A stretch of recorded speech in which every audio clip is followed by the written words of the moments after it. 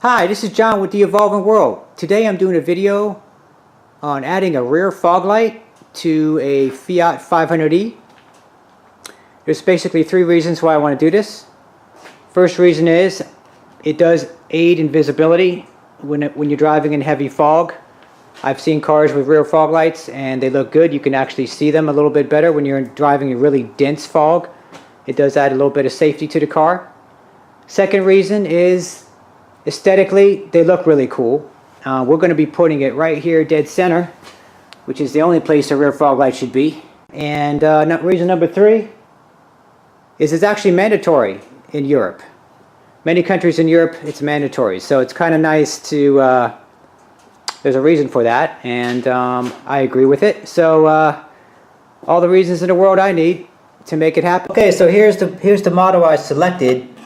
I did a lot of research, kind of hunting, a lot of shopping, looking at something that would kind of match the lines of the car. And I kind of like this boxier style as opposed to the rectangular style. And this one also, if you notice, it's kind of a trapezoidal shape, so it's a little bit narrow down here. Unless, of course, we orient it the other way, which is a possibility. We can also go that way too. Gives it a little bit more character to it. And this one's actually it's LED. It's actually an aftermarket light that fits in an OEM location for certain cars. There's actually some Nissan cars that use a rear fog light, and it actually fits in that factory location. So it's designed to fit in that, but it's not the factory fog light. It's actually a 3-mode light. So I already bench tested it right here, and so in fog light mode, it uses about 5.4 watts, and it doesn't sound like much, but it's really bright. I mean, it's just like, it's pretty much like at least like a brake light, if not closer to a real fog light. I would say it's something between brighter than a brake light and probably, you know, if you think of like a 50-watt halogen rear fog light, it's got to be pretty close to that. I mean, it's really bright. So, but what's interesting about this design, one of the things I really love about it, is that only this part right here illuminates when you go into rear fog light mode. So not all this other stuff, just that right there. So you get this kind of ring kind of effect. You get this outline kind of trapezoidal shape, which looks really cool, very distinctive. And then of course it has, you know, obviously it has the center there. So the reverse lights in the center, 0.6 watts. And that turns on right here, so that supplements the other reverse lights I have. Now, as you recall, if you watched the other episode previously, I had some issues with getting the rear reverse lights to work because of too low wattage.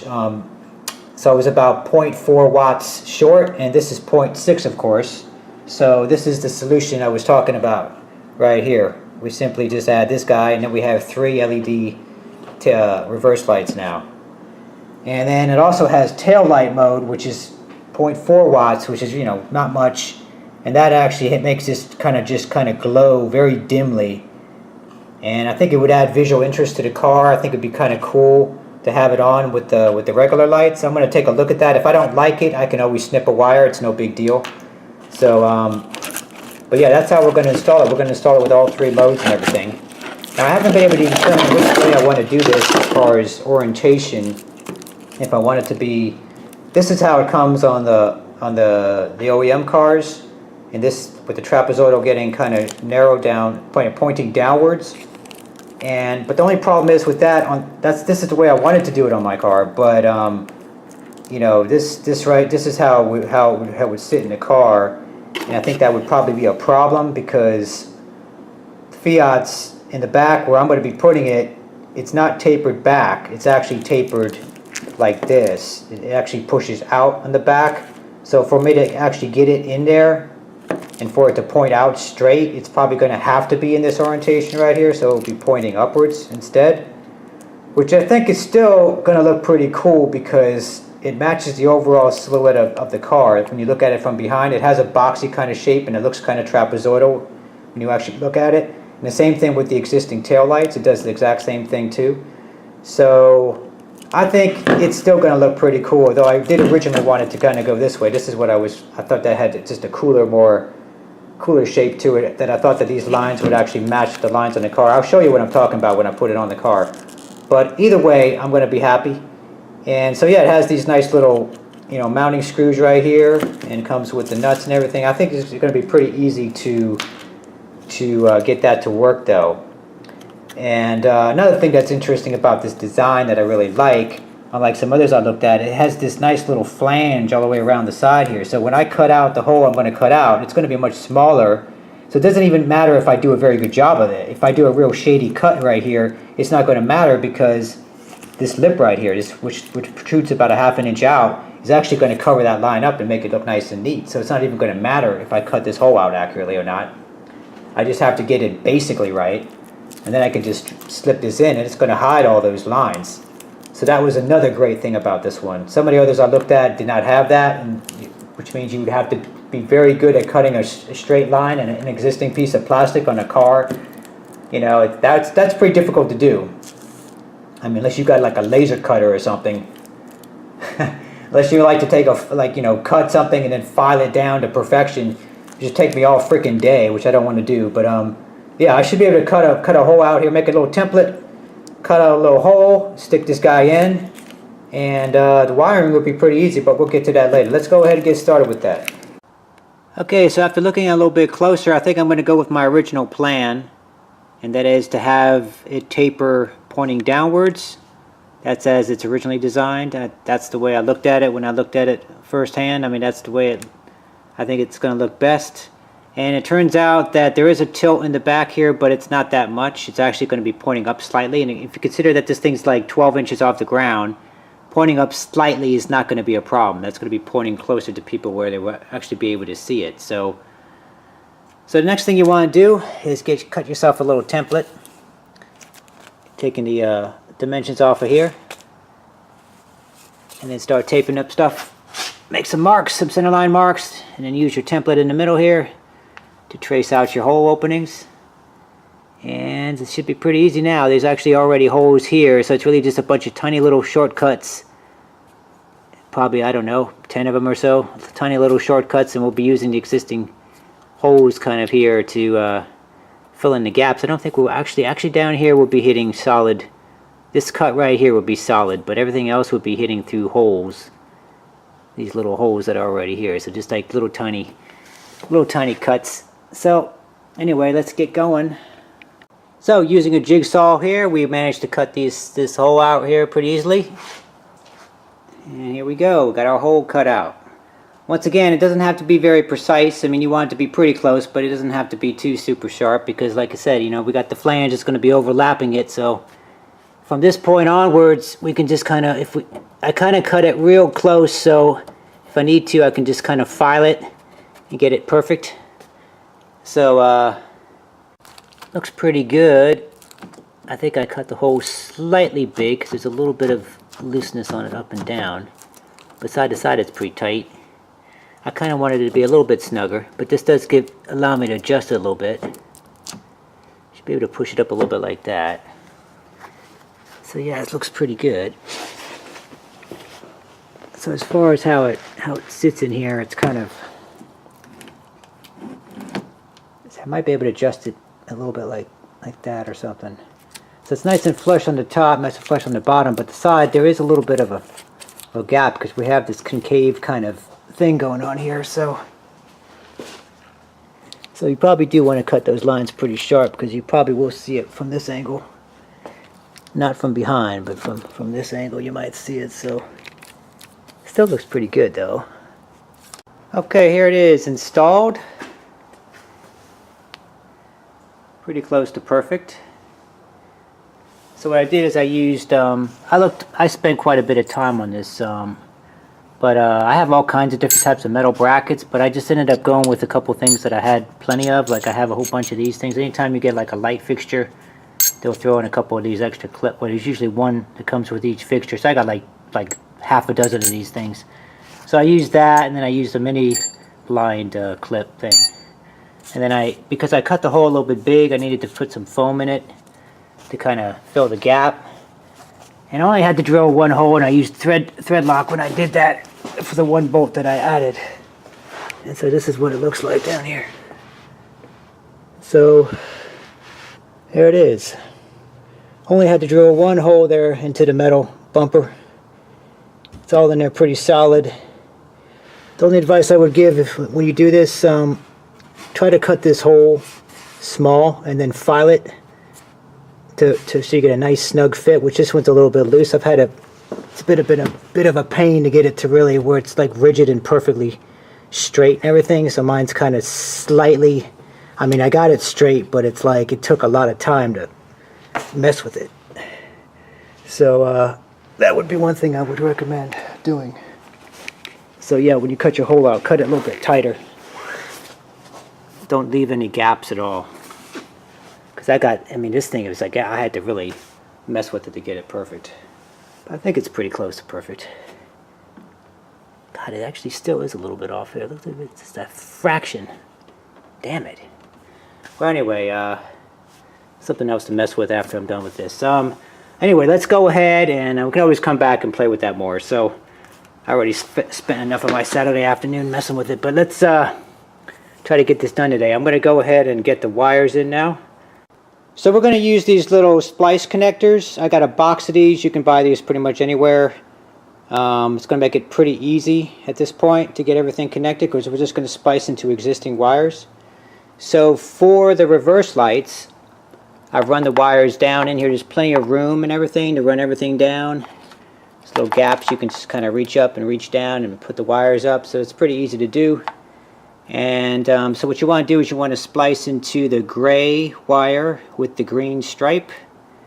That's the reverse lights. It's the second peg on this side. If you want to use the right side, you can do that too. It's just in reverse on that side, but it's the same color wire. And then the black wire is the center wire here. That's the negative going back to the battery. So I've gone ahead and just grounded it here because all the CAN bus problems and everything, I think it's going to be best just I want to make sure it's all in touch with the rest of the system. I don't want to ground it somewhere else because I might throw something off. I mean, I've had so many CAN bus issues with this install, and then the prior lights that I was trying to do in the last video. So anyway, I think this is going to be cleaner. Just to make sure that these wires are out of the way, we're going to tape these off right now and make sure they're out of the way because the case comes really close to hitting right here, so you got to make sure that these are back over like this. So we're going to tape these off, put this in, and then move on to the next one. So to get access to the side running light, all you have to do is kind of get underneath the car. We're on the left side here, and then you reach up there and you grab this thing kind of pretty much blindly. Just follow the wire back and then twist it to the left a quarter turn and then pull the thing out. And so that's how you get to this, and there's plenty of room here now that it's down.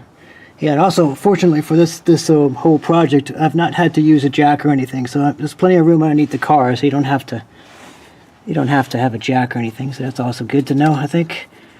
So yeah, you just splice into the yellow wire on this side, and then we'll test it out. Now you might notice that this is an incandescent bulb.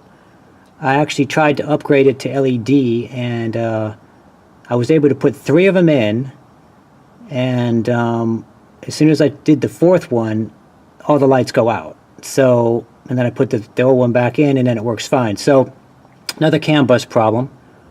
I'm hoping that now that I've connected this additional light, it's only 0.4 watts, but it might be enough to have a minimum wattage so that I can replace this with one of these guys right here, which is much better. This is only 0.25, and this is like 2.5, so it's like 10 times more efficient.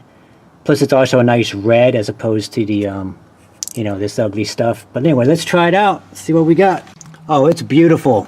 It's working. See, this is so much cooler. This light is a true red too.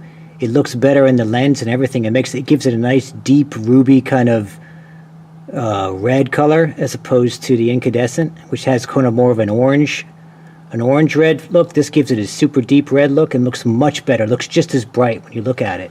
0.25 watts, and now all of my running lights are LED now. This is freaking awesome. This is a secondary. I was hoping that adding another light to it might be solve the problem. So it looks like now it has. Okay, so the next step is a little bit tricky. You're gonna have to get yourself some wire. I found some of this myself. I think this is some thermostat wire that I had lying around. This is It needs to be at least 22 gauge, and you only need one wire, but this is something that I had. It's kind of nice too because it has this kind of stainless steel kind of sheathing on it. So it's a very durable wire. I only need one, but this is something I had lying around, so we're just going to use that. So it looks like what I'm going to do, this is going to be one of the harder tricks to it, but there's a channel right there, dead center, right there. And what I've done is I've run a fish tape. See, there's a little piece of metal coming out of there. That's actually fish tape. So what you do is you kind of use your fish tape right here and then feed that wire through that channel from the front. What we'll be able to do now is pull this wire through, and once we get that, the rest should be pretty easy. Everything's pretty much straightforward at that point. We'll be able to maneuver it around. There's lots of room down here, no problem. No hot exhaust pipes to worry about. Just the only thing you got to worry about is suspension parts and moving parts like that. So next we have the wire avoiding the suspension components, and we kind of have it wrapped around. We're going to tie wrap it to certain spots against hard spots, you know, avoid the suspension, anything moving. And then that's our wire right there, just brought it in, and now all we have to do is splice into our fog light, which fortunately my LED fog lights allow a little bit extra play so I can actually move the cord out, so I probably won't even have to disconnect them. And there's actually a little plus and minus right on the LED, so that's going to save me time as far as determining which wire to cut, because right here it looks like it's the green and the white. It's green with the white stripe on it. And the other one's a gray or black wire, I can't tell. I thought it would be a little bit more easier. Sometimes it's usually black wire for the negative. That looks more like a gray wire, which is a little bit confusing. But anyway, the green and the white, that's the one you want to splice into. Yeah, we're now at the back again, so we've kind of maneuvered the wire around the suspension, making sure it doesn't touch anything. And now I've just kind of wired it in place over here and tested it, and it works. So now what we're going to do is use some of these guys, cable ties right here, and let's go back and tighten all this stuff up and make sure it's all secure. So we're finally done. I think it looks pretty nice, actually. The only thing is that I kind of think it looks a little big to me. That's the only thing. I wasn't quite, I mean, I did get it all lined up with the dots and everything above and beyond, or, you know, so it all looks good here as far as alignment and everything. And it's pretty flush too with the back and everything. It kind of lines right up there. So I like it. I like it. I don't know. To me, it just sort of looks possibly a little bit busy, maybe, with that reverse light in the middle there. I don't know. I think I'm just kind of used to not seeing anything down there. So to me, just off to my eye, it just looks like it might be just slightly big. I don't know. But we'll see. We'll see what happens a little later on. I think worst case scenario, if after a while, if I don't like it, I think what I could do is I could just maybe paint a little black paint lip around the edge or something. Because the actual lens is in here. It's right here. So the actual lens is actually the right size. It's just this overlapping flange thing on the outside here that's just red clear over chrome. That part can be painted black and it would still be the same size actual light. But anyway, let's go ahead and turn these lights on, see what it looks like when it's lit, because that's what really matters. Now, that's what I'm talking about. That looks sweet. It might be marginal when it's off, but when it's on, I think it looks gorgeous. I think it looks beautiful. This is in tail light mode, of course. See, the size actually looks rather nice. I think that size looks good. See, when it's illuminated, it looks the right size. It's just that illuminated part it's only part of the actual lens there. There's a lot of extra lens there. It's not doing anything. Of course, these lights are kind of like that too, you could argue. A lot of this is not being used. And then, of course, this allowed me to put in the little red, which if you look at how nice and beautiful, deep red that these are compared to the stock bulbs. And of course, they only use 1/10 the energy, so I was actually able to use all the way around now, instead of having to have one incandescent bulb to make it all work. fighting the CAN bus was quite a challenge on this project, but yeah, I think that little rear fog light, combo light now with the tail light and the reverse light all in one has really made everything work. Okay, so let's go ahead and I'll just run through all the motions of all the different light modes.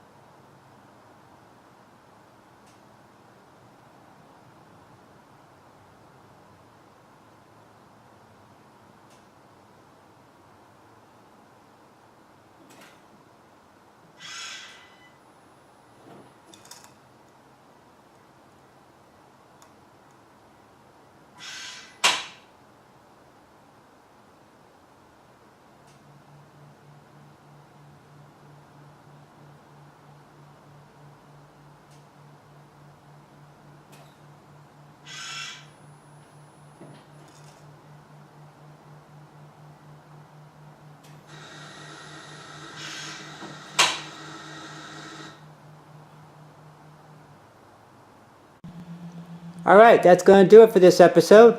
I hope you enjoyed it. If you did, please like and subscribe, and there's definitely more videos to come.